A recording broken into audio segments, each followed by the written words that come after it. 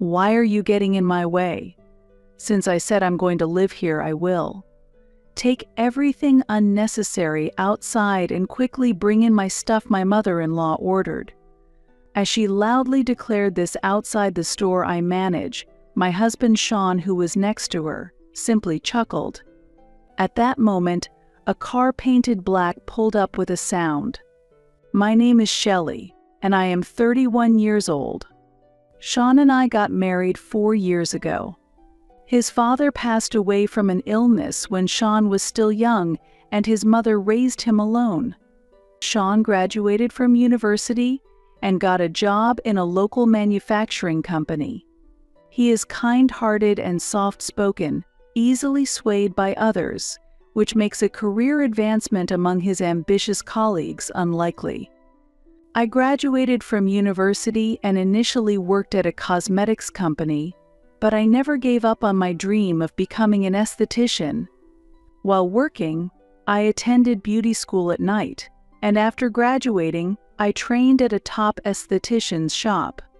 The reason I continued to pursue this dream was that I had always been self-conscious about the shape of my face since I was young, continually receiving hurtful comments about it. However, in high school, while strolling through town with friends, I got a free trial coupon for an aesthetic treatment and decided to try it that day with a friend. The shop was white and clean, filled with a comforting scent. A very beautiful esthetician took care of me. I was instantly captivated by the charm of the place. She listened to my concerns attentively and provided a genuine treatment despite it being free. I will never forget the surprise I felt when I looked in the mirror after the treatment. She said, "It is our job to solve problems and bring out people's confidence." I was moved by her words and felt tears welling up. This experience made me strongly feel that I wanted to help others, which led me to choose this profession. Sean and I met through a friend's introduction, and as we went on several dates, we grew closer and got married after about 2 years of dating. Sean is gentle but weak-willed, which balanced well with my strong personality. At least, that was the case until his mother appeared. When we exchanged greetings for marriage, his mother repeatedly asked us to live with her at her home in the suburbs, which was inconvenient for commuting. We managed to convince her otherwise and started our married life alone. Then, a year ago, I quit the company I was with and was able to open my own aesthetic salon, a dream I had for many years. I used to juggle part-time jobs, but starting my own business has led to days much busier than before, causing more frequent mismatches in the life Sean and I share. Still, we made efforts to maintain our bond as a couple, such as having breakfast together and reporting our homecoming times. One evening, as I returned home late, Sean, who would usually be asleep by then, was waiting for me and began talking with a serious expression. "Shelley, actually, there's something my mother consulted me about." As he spoke, he revealed, "Actually, my mother has accumulated debts, and it's come to the point where she has to sell our family home." I couldn't help but express my surprise. What? His mother had always been reckless with money and led an unplanned life.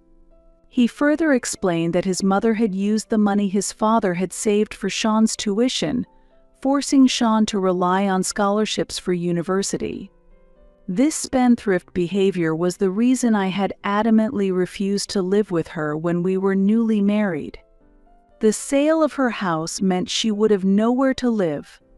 I felt a heavy sense of unease about this situation. "Hey, can we let my mother live with us?" Sean said. But I quickly interjected before he could finish. "It's impossible. We absolutely cannot live together. I don't mean to speak ill of your mother, but she would end up dipping into our living expenses. Isn't your mother still working? She should rent an apartment with her income and live alone." I appealed strongly to Sean, desperately wanting to avoid living together. It pained me to criticize his mother, but it was unavoidable. No, actually, there are debts that can't be covered even by selling the family home.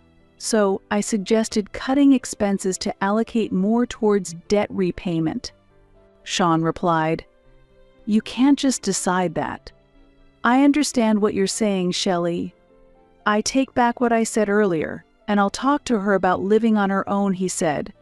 But I was skeptical. Sean always seems to accept my opinion in my presence, but he becomes speechless in front of his mother. I was deeply anxious that his mother might eventually force us into living together. Sure enough, the next day, I received a call from his mother. "Shelley, this is terrible. Do you really dislike the idea of living with me that much? I held back when you two first got married, thinking you were both newlyweds, but this time it's unavoidable. I'm about to lose my home. Even if we're not blood related, what kind of cruel daughter-in-law are you to abandon a mother?" My mother-in-law vehemently criticized me. "I'm sorry, but I must oppose it. Our house is too small for even the two of us, so we cannot provide another room," I explained calmly to my mother-in-law, but my calmness only angered her further. It's unacceptable for a wife to go against her husband's words. "I will retrain you to be a proper wife, so be prepared," she said, and abruptly hung up the phone. This was another reason why I refused to live together. I've always struggled with my mother-in-law's domineering personality. It's always frustrating how Sean gets swept up in her assertiveness and becomes submissive. The next day, despite it being early dawn, my mother-in-law showed up at our house. "Sean, Shelley, are you there? I've come to talk, so open up quickly," she called out loudly without using the intercom and banged on the door. Considering the nuisance to the neighbors, I quickly let her inside, but she ignored me and went straight to wake Sean, who was still asleep. "I have to move out of that house by next week. Don't worry about what this daughter-in-law says. Quickly start preparing for my sake," she said, hitting Sean on the back. I wondered how a man over 30 could be treated like this by his mother, but I couldn't just stand by and watch. "Mother, please calm down a bit," I intervened, to which she directed a sharp gaze at me. "How can I calm down? This situation is your fault. It's because of your selfishness," she snapped. Tension filled the air between us. Sean, witnessing the scene, said, "Mom, I'm sorry. I'll figure something out, just wait a little longer," and suddenly began to apologize earnestly. Seeing his pitiable state, I was dumbfounded. However, my mother-in-law seemed somewhat satisfied with his response. "You have one more week. Make sure you sort it out by then," she said that and then left. "Sean, why do you act so helplessly? And what exactly do you plan to do?" I asked. As I pressed him, Sean visibly became angry. "Be quiet, Shelley. Can't you show a bit more understanding? Why am I always the one being blamed?" he shouted, and then covered his head with a blanket. Sean raising his voice was unheard of, and I began to feel anxious that something unusual might happen this time. And my premonition was right, the situation worsened. The next week, as set by my mother-in-law, she and Sean took an unexpected action. That day, I visited the bank in the morning for my work as a president and planned to head to the store in the afternoon. The store opens in the afternoon, so I had left the preparations to my staff. However, before opening, I received a call from my staff informing me of a serious issue at the store, urging me to come quickly. I changed my plans and hurried to the store. To my surprise, when I arrived, my mother-in-law and Sean were confidently walking around inside. "What are you doing?" "Customers will be arriving soon, so please leave," I said. There were several beds in the store, separated by partitions, but my mother-in-law was lying on the beds and measuring them. "What are you talking about?" This is a viewing, isn't it? There are beds here, and this room is perfect for me. I don't need all of it, but I will use at least half. It's equipped for privacy and it's discreet, so no worries. But this bed is a bit small. I'll use 2 of them, she said, while arranging 2 beds together by herself. Incredibly, Sean was smiling and agreeing with her plan.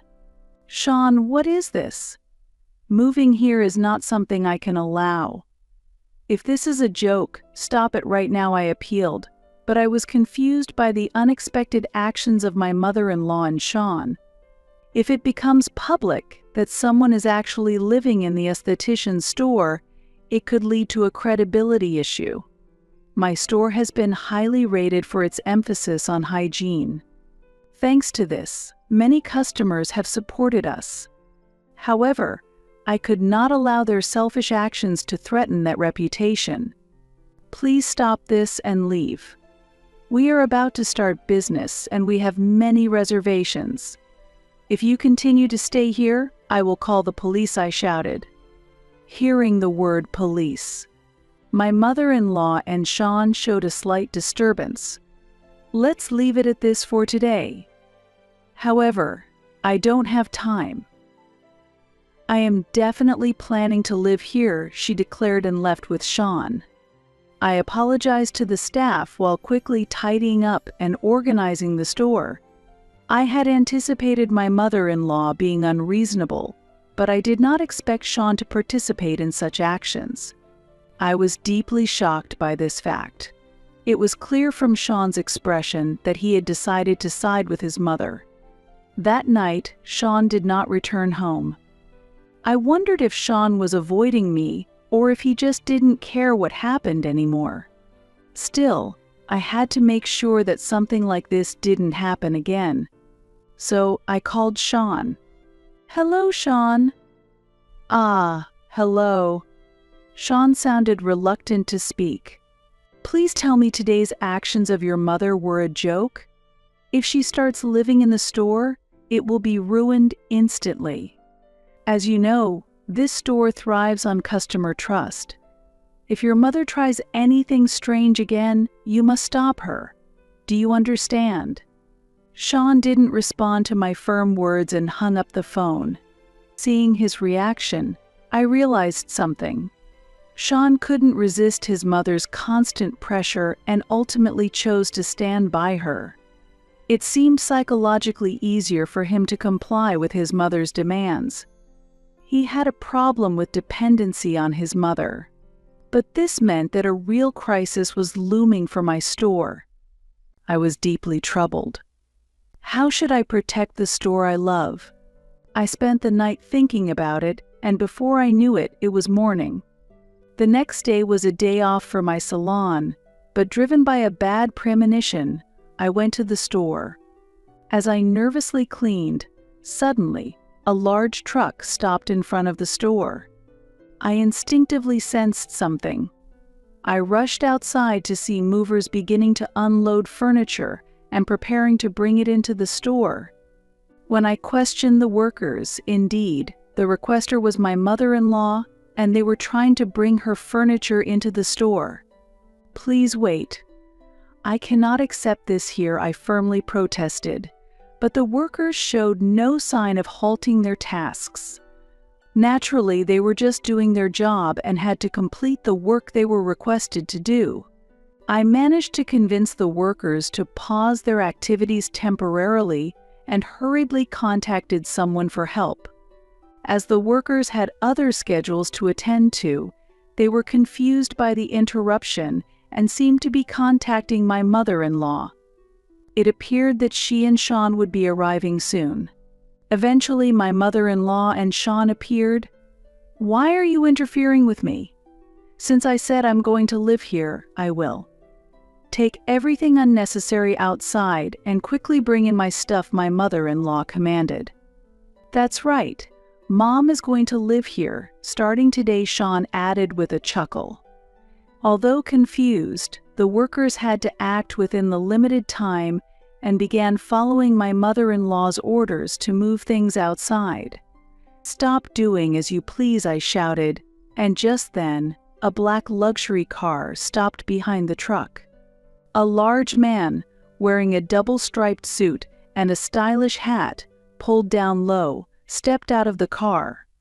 His commanding presence was immediately noticeable, and he exuded an aura that was clearly no ordinary. The man approached with a deep voice. "What's all this commotion? Isn't this disturbing the neighborhood? Is this not Shelley? Are you having some trouble?" "Yes, I am having trouble with people trying to take over my shop and live here," I responded. Hearing this, the man looked towards my mother-in-law and Sean and calmly asked, "It seems there is some sort of trouble here. Is there a reason for this?" Overwhelmed by the man's presence, my mother-in-law mustered the courage to retort, "What are you talking about? Don't meddle in family matters. This woman is my daughter-in-law, so what's the problem with moving into her house?" At that moment, the man gently removed his hat and said, "I see. That's what this is about.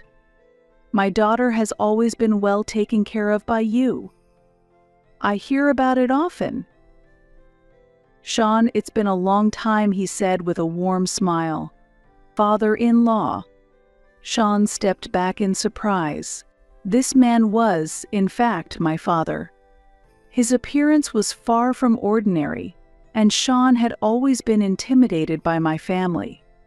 We didn't have a wedding ceremony, only a meeting between the families, and since then, my father and my mother-in-law had not met.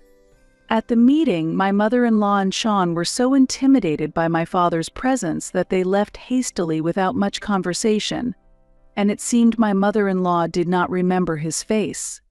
"Father-in-law? Ah, it's been a while."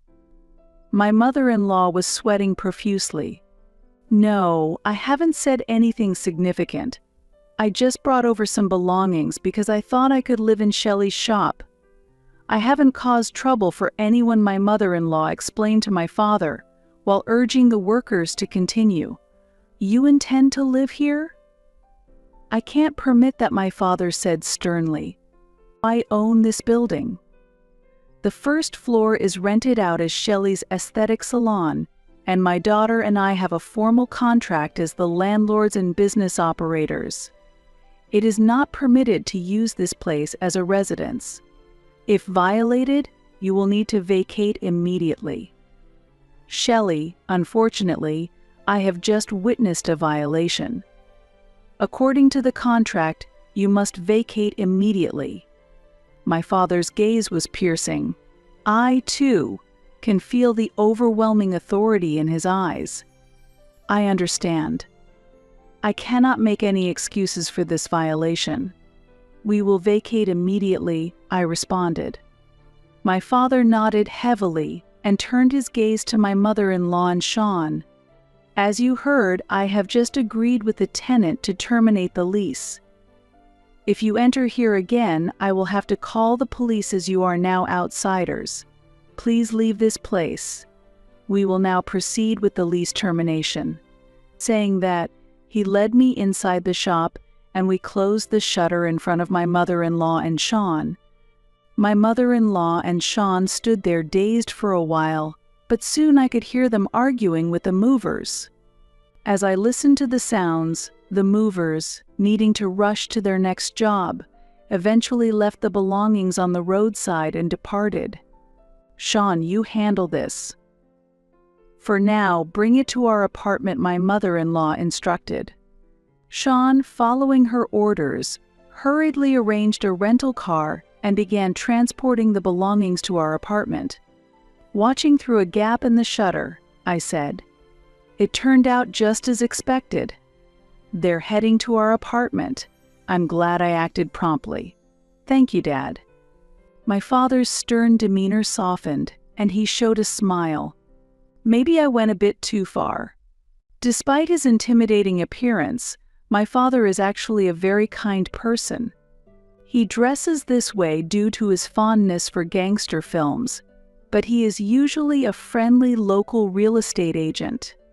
They're sure to be surprised when they arrive at the apartment.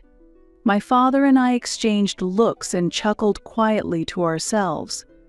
In reality, all the furniture and household items from the apartment had already been removed, leaving only Sean's personal belongings behind. After a while, my mother-in-law called, clearly distressed. "What happened?" "The room is empty. Where's the furniture?" Her voice was agitated and angry. I responded calmly and deliberately. "I have terminated the apartment lease. I was the leaseholder, and I made the payments, so it was within my rights to cancel it without any issue. The apartment is owned by my father, and we plan to dispose of any remaining belongings as abandoned property and change the locks soon. If you don't collect the personal items quickly, you'll have to meet my father again." Her voice trembled upon hearing my father's name. "So, what? Where have you moved to?" "Let us come there, won't you let us stay with you?" I answered with a snort. "I have just decided to divorce Sean, and we will not live together anymore. I recently told Sean that if you interfere with my shop, I would seek a divorce."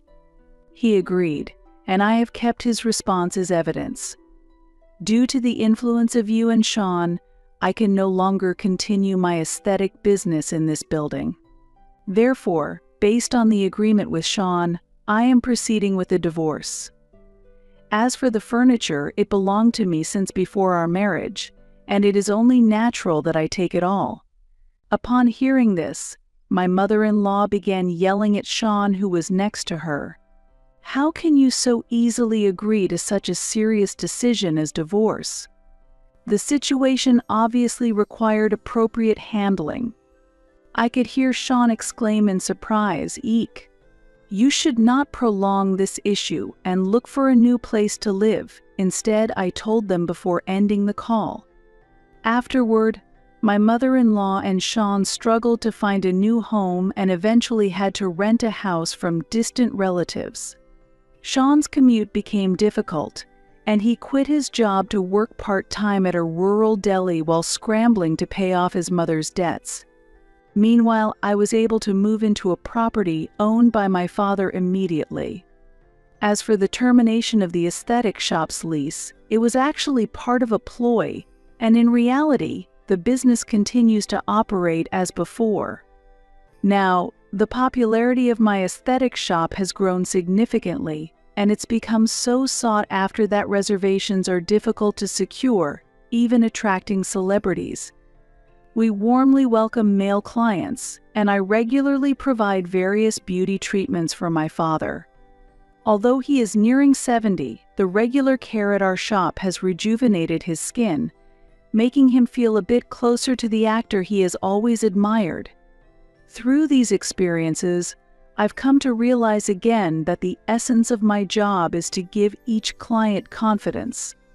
The memory of my first free aesthetic treatment when I was in high school remains vividly with me. The excitement and fresh feelings from that day continue to inspire my daily work. That experience taught me what I should offer through my interactions with many customers. I also think about Sean occasionally. If he had more self-confidence, perhaps a different future could have been possible for him. Despite being so close to me, it was difficult to provide him with the right support. His situation has taught me how challenging it can be to offer objective help due to closeness. If, in the future, Sean visits our aesthetic shop, I plan to interact with him impartially and spare no effort in supporting him to maximize his potential confidence. If I can give him the courage to take a new step forward, I believe it would be profoundly meaningful. Leave the unpacking to the housekeeper. We are going out for lunch to celebrate the move, so make sure it's all done by the time we get back. My luggage needs to be handled with particular care. Living in a house with a housekeeper and 3 meals a day, including naps, is truly wonderful. The two of them left laughing happily, leaving me frozen in surprise. To them, it seems I was just a mere housekeeper after all. I have endured until now, but I have reached my limit. With me staying silent, their attitude would likely worsen even more from now on. I can't endure a life of being looked down upon and ridiculed forever. If we start living together, it's clear that they will use me even more than before. Now is the time to gather my courage to escape this life. Fortunately, I have an ace up my sleeve that can put Tyler in a tight spot. I felt that now was the only time to take my revenge on them. I'm sorry, there seems to have been a slight mistake. Actually, I decided to use the ace that I had kept secret for a long time. My name is Abby. I live with my husband, Tyler. Both of us are working. I am employed at a major advertising agency, and Tyler works in sales at a small construction company. We have been married for 5 years, and from the early days of our marriage, Tyler was always very considerate and kind to me. When I return home from work, he always greets me with warm words, and every weekend we make sure to go out and eat together, cherishing our time as a couple. However, as the years passed since our marriage, Tyler's behavior began to change gradually. Tyler stopped helping with household chores altogether, and he started to act colder towards me. "Hey, is dinner ready yet? Hurry up. You're really unreliable, you retard." Exhausted from work, Tyler would immediately ask if dinner was ready as soon as he saw me. Tyler had already come home, bathed, and was lying on the sofa in the living room, relaxing and playing on his smartphone. But as soon as I got home, I had to start preparing dinner. Although we are a working couple, no matter how tired I am from working overtime, I am in charge of all the household chores. I work too, you know. Why should I be the only one doing the housework? You could be a bit considerate since you're home first. Housework is your job. Why should I have to do that? Tyler retorts with a grumpy expression. We always end up arguing like this, but no matter how much I ask, Tyler insists that housework is a woman's job. Even though we both work, he always ignores my suggestions that we should share the chores. Tyler might be tired from his job too, but I am just the same. A couple should help each other out where possible. Let's cooperate more. Shut up. Don't talk back to me. Don't get cocky just because you work a bit. You should just listen and do as I say. Don't say that. I am not your housekeeper. If you have a problem, why don't you go somewhere else? No man would want such a cheeky woman, understand? Now go and prepare dinner quickly. I'm hungry. Tyler declared and lay back down on the sofa, starting a game on his smartphone again. Sigh. Why is it always me? Tired but determined, I began preparing dinner. A couple should support each other on a daily basis, but Tyler believes that because he is the man, I should obey as the wife. His way of thinking was very old-fashioned, something that wasn't apparent when we were dating. While many working couples share household duties, Tyler is adamant that housework is a woman's role, no matter how much we both work. No matter how busy I am with work, he insists that a woman should obey her man and perfectly manage the household chores. As I remember the kind Tyler from the past and suffer from being treated like a housekeeper, I long for our happier days to return, enduring my husband's behavior. Then, a call came that Tyler's father, my father-in-law, was taken to the hospital due to poor health. After thorough medical tests at the hospital, advanced cancer was discovered. My father-in-law was hospitalized and began focusing on treatment. After that, visiting my father-in-law in the hospital became part of my routine, squeezing it in between work. Abby, I always appreciate your help. I apologize for the inconvenience amid your busy schedule. No, this is all I can do. While providing support like bringing back laundry, I was mostly concerned about my father-in-law's health. Since marrying Tyler, I had built a good relationship with my father-in-law. The sudden cancer diagnosis was a big shock to me, but I made an effort to act cheerful in front of him. I wish I could repay you for all you're doing for me. I'm visiting because I'm worried about you, father-in-law, so please don't worry about it. My father-in-law always showed gratitude and respect. However, on the other hand, my mother-in-law seemed unhappy with the situation and avoided visiting the hospital because she was busy. Bored at home alone, she frequently imposed herself on me. I just happened to be nearby and stopped by. I'm hungry, so give me something to eat. On a day that was supposed to be a peaceful holiday, my mother-in-law visited without notice. Mother, could you please visit your husband in the hospital even just for a little bit? He seems very down lately. Huh? Ordering me around when you're just a daughter-in-law? You've become quite presumptuous. That's not what I meant. But father-in-law's condition seems to be worsening by the day. Anything could happen suddenly. Despite treatment, my father-in-law's condition had not improved much. While my mother-in-law and Tyler hardly visited his room, father-in-law's condition could deteriorate at any moment. I'm busy too. I'll go when I can. Really, this makes me so angry. My mother-in-law was furious at my words, anger welling up within her. Though she said she would go, she likely would not visit the hospital. My mother-in-law is very lazy and often leaves troublesome matters to others. It's normal to worry when you find out that your longtime spouse is sick, but even while father-in-law was receiving treatment at the hospital, my mother-in-law did not stop her self-centered behavior.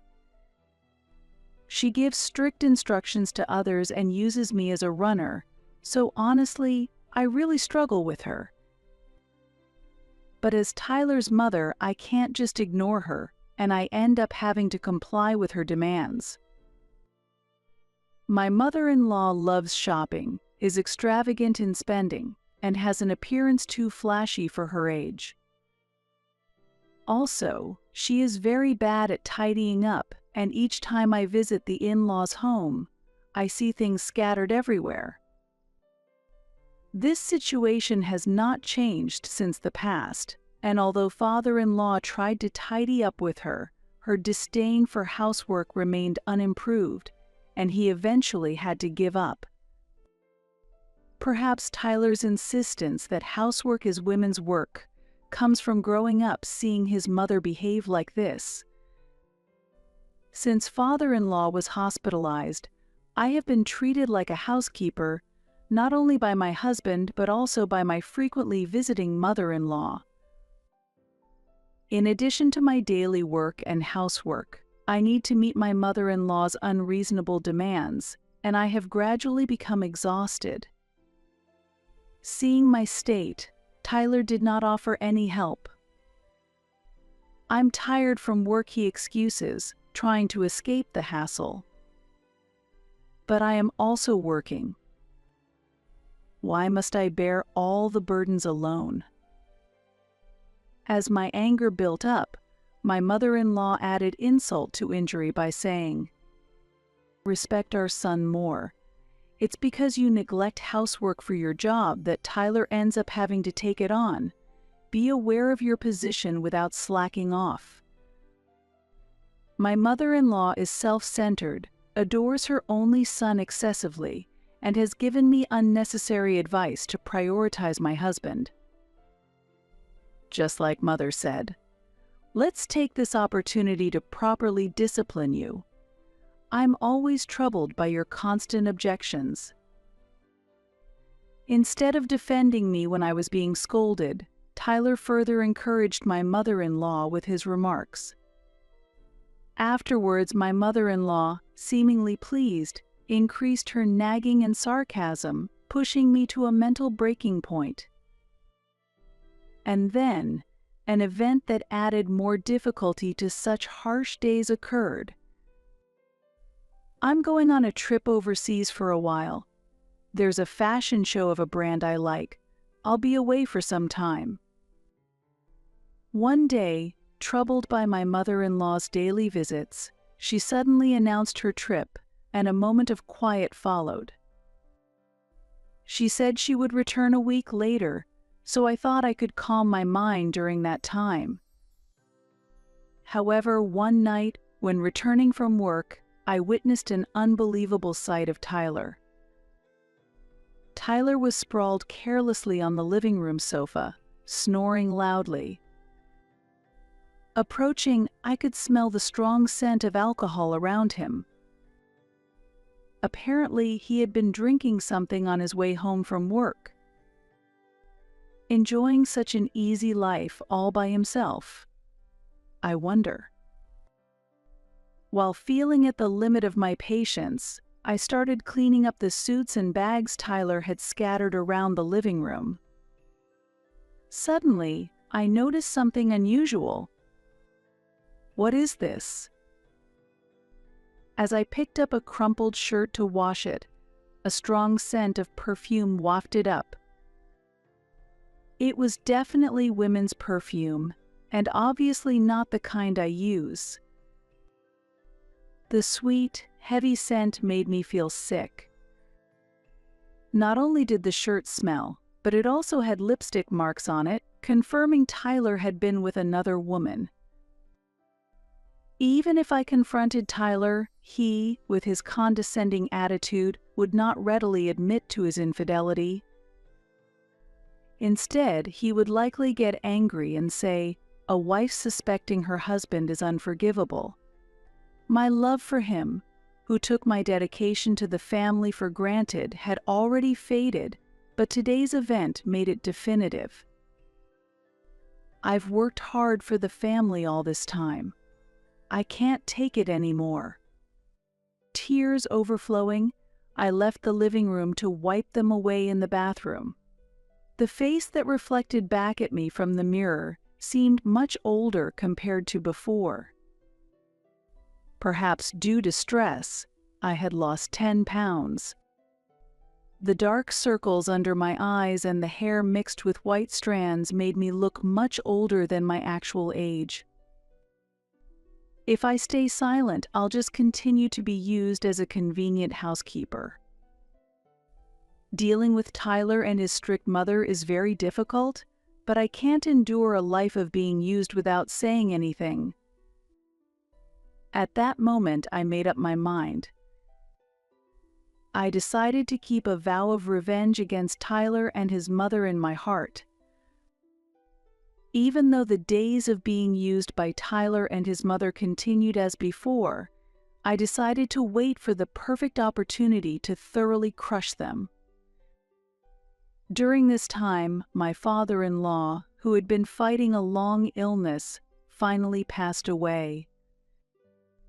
I was prepared for his death since the cancer had metastasized throughout his body, and the doctors had told us there was no hope for recovery, but the grief was still profound.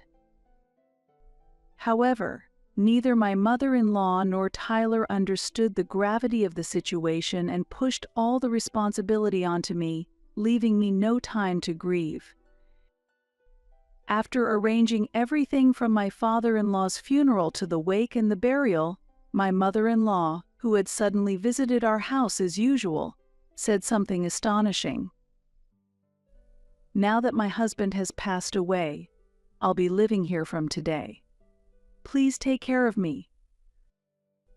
Next to her, a large suitcase made it clear that her words were no joke. Faced with her sudden declaration of moving in, I protested.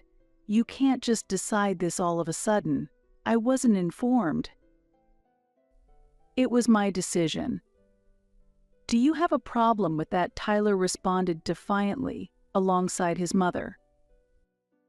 "Why is he so self-centered?" My head spun with anger. "Of course I have a problem. Why wouldn't you discuss such an important matter beforehand?" I yelled. Tyler completely ignored my opinion and had unilaterally decided to live with his mother. I couldn't stay silent about such a decision. "Why should I need your approval?" "It's already decided," he said. "That's too selfish. If Mom comes, she can help with the housework you've been slacking on. That's a good thing," Tyler said, smirking, but I knew my mother-in-law would never actually help with the chores. "Oh, the movers will be here soon. Hurry up and carry in my luggage. It would be terrible if something happened," my mother-in-law said. "Leave the unpacking to the housekeeper. We are going out for lunch to celebrate the move, so make sure it's all done by the time we get back.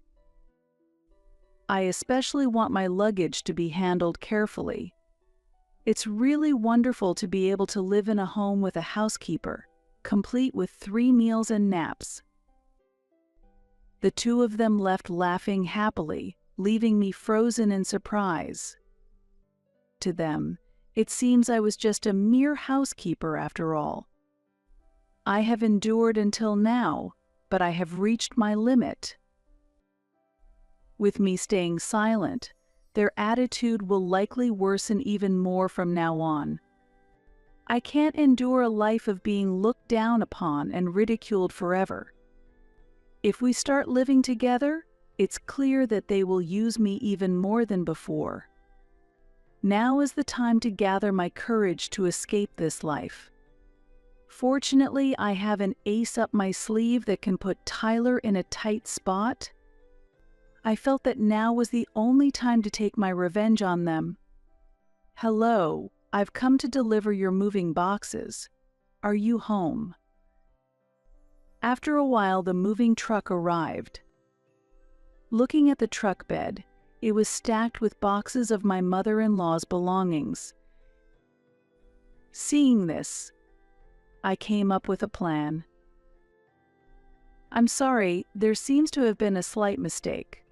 Actually, I made a special request to the driver to prepare for Tyler and his mother's unpacking to go smoothly.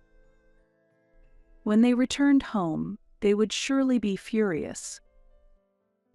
As the plan was set in motion, I smiled secretly, left alone in the house. Hours later, when the two returned home and found me relaxing in the living room, they looked furious. "Welcome home," I said. "Why are you so relaxed when you haven't even unpacked?" Tyler said. "What? The luggage?" "I've already put everything away," I replied. "Don't lie. There's no way you could have finished unpacking so much stuff so quickly," Tyler yelled. "Wait, I can't find the luggage in the house. What's going on? Where is my stuff?" my mother-in-law screamed in surprise. "That's what I said. I've put away all the luggage." "At your lover's house," I calmly responded. "What are you talking about?" Tyler exclaimed in shock. "There's no need to play dumb. I hired a detective to investigate you. You're cheating, aren't you?" I declared. I had secretly hired a detective to monitor Tyler, suspecting his infidelity. According to the investigation, it was clear that Tyler was unfaithful. On nights he claimed to be busy at work, and doing overtime he was actually meeting his lover. I don't understand what you're saying. Don't change the subject. Tell me where my mother's luggage is, Tyler pressed on. That's why I said, it's at your lover's house.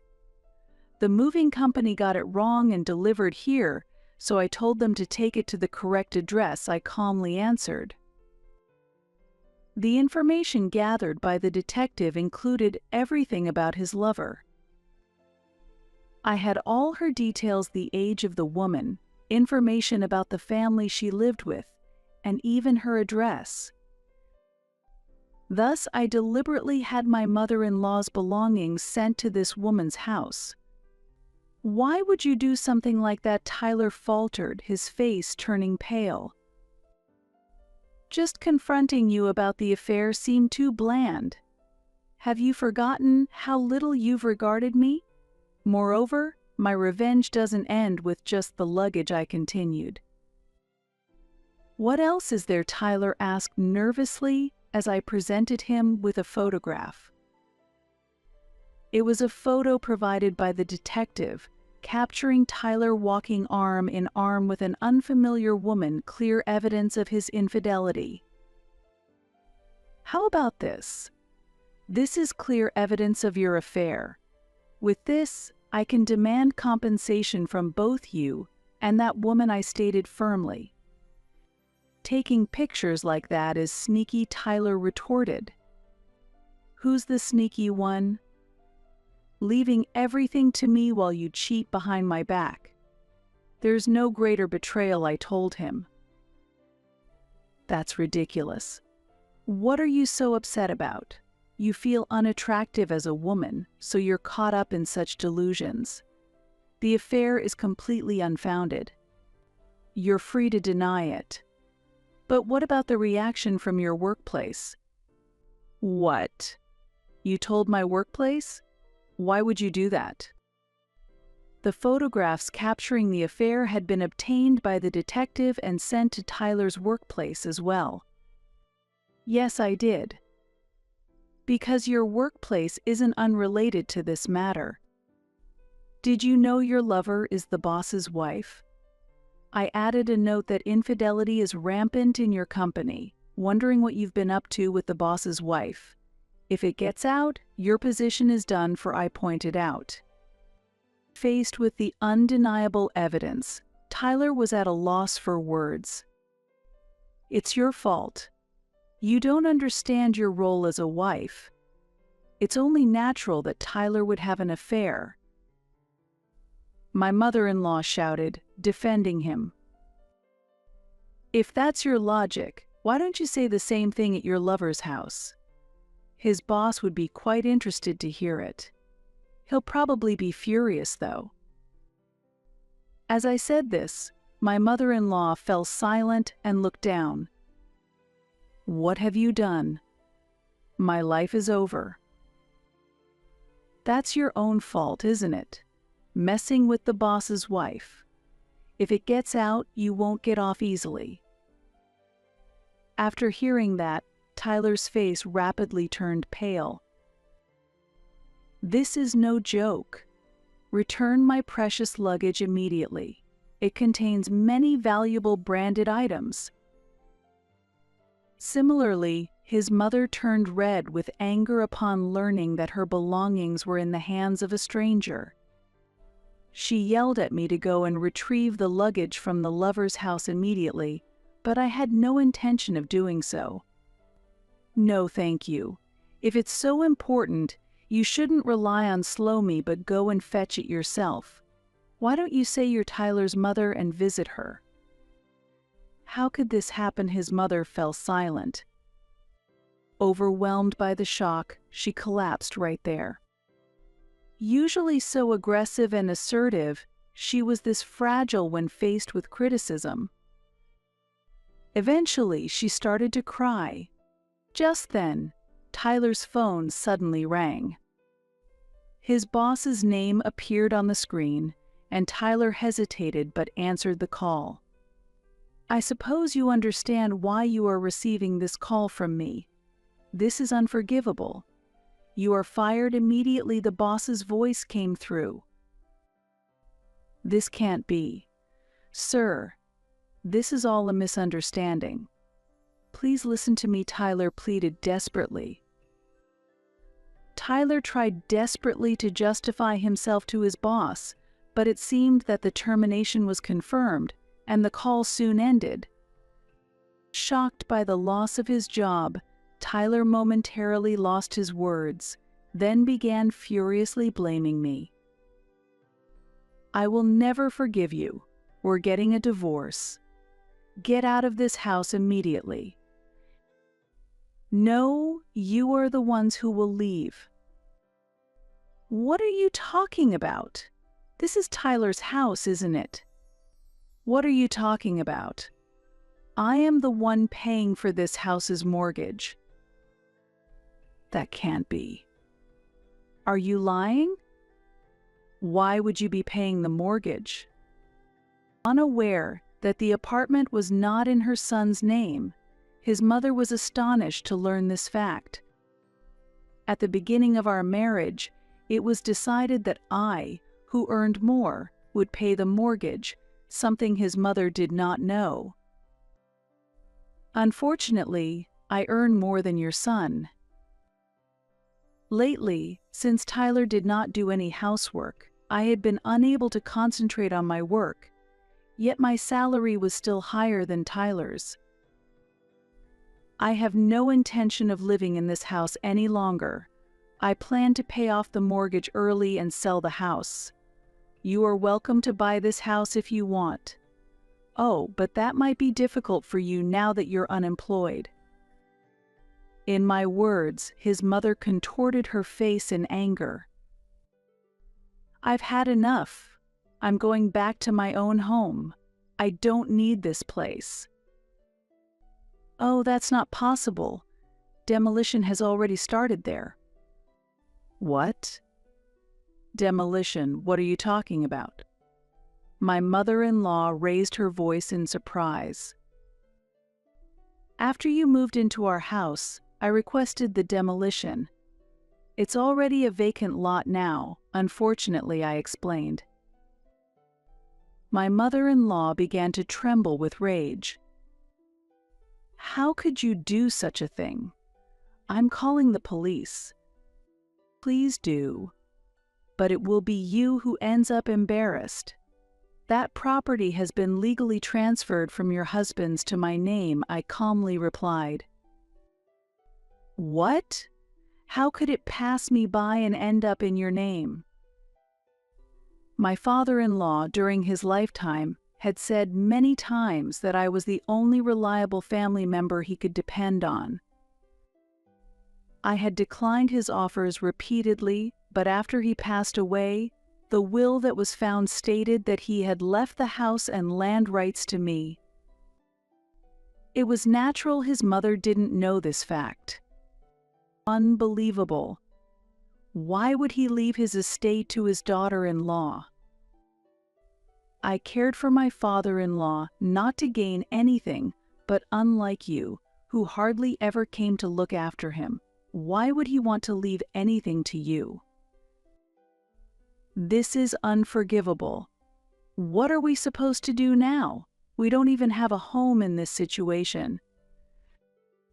That is something you brought upon yourselves. You're free to go wherever you like. Wait. I didn't mean what I said earlier about leaving. You can't be serious about us leaving, right? What are you talking about? I am serious. Hurry up and pack your stuff. It's convenient for me too, as I won't have to pack for your mother. Both of you can go to your boss's house to retrieve them. As I said this, Tyler and his mother slumped their shoulders in defeat. Afterwards, I pursued legal action through a lawyer and demanded compensation from Tyler and his mistress. Due to the existence of infidelity photos, the lover was divorced by her spouse. Then, I presented Tyler with divorce papers and demanded that he sign them. However, Tyler begged for forgiveness while crying, asking for another chance. "I'm truly sorry. I will change my ways from now on. Please reconsider the divorce. It's only now in this situation that I realize I can't think of anyone but you." Tyler was apologizing like mad. Despite showing such a humble attitude, it seemed he was only superficially regretful, fearing the inconvenience of being unemployed and homeless and being the one to bring up divorce. I had no intention of continuing our life together as if nothing had happened. "No, thank you. You're probably not truly remorseful, are you? From now on, live with your own mother. I don't want any more involvement with you," I firmly refused.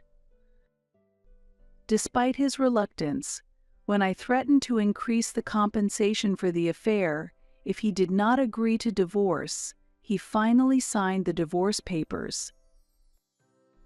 As a result, he and his mother reluctantly moved into a small, cheap apartment. After being fired from the company, Tyler started job hunting, but without success. The main reason was that the husband of his lover, his former boss, put pressure on the entire industry, making it known that Tyler should be avoided for employment. Eventually, Tyler had to engage in temporary manual labor dispatch work to earn an income, but having no experience working outdoors before, he was criticized by his coworkers for being useless. Due to financial difficulties, his mother had to let go of her branded items, and the shock gradually advanced her symptoms of dementia. Recently, she has begun wandering at night, and I hear Tyler is under considerable stress caring for her. As for myself, after letting go of the past residence, I found a new rental apartment closer to my company. In this new environment, I decided to revitalize my life, overcome the distress of divorce, and focus on my work, which had been affected by household chores. My performance at work has improved, and the possibility of promotion is becoming a reality. Looking in the mirror, the haggard reflection of myself from the time spent with Tyler has disappeared, replaced by a new self filled with motivation.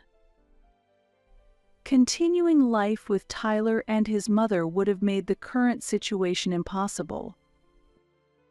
Grateful for the opportunity given by my father-in-law, I am immersed in my work today. Several months have passed since my divorce from Tyler, and I have been recognized at work and promoted to a new position. My salary has increased, and I am enjoying a comfortable life living alone. Though I intended to keep a distance from romance for a while, I recently started dating a man introduced by a friend. Unlike my ex-husband Tyler, this new partner naturally handles daily chores, including cooking. Being unable to do household chores is embarrassing as an adult, he points out.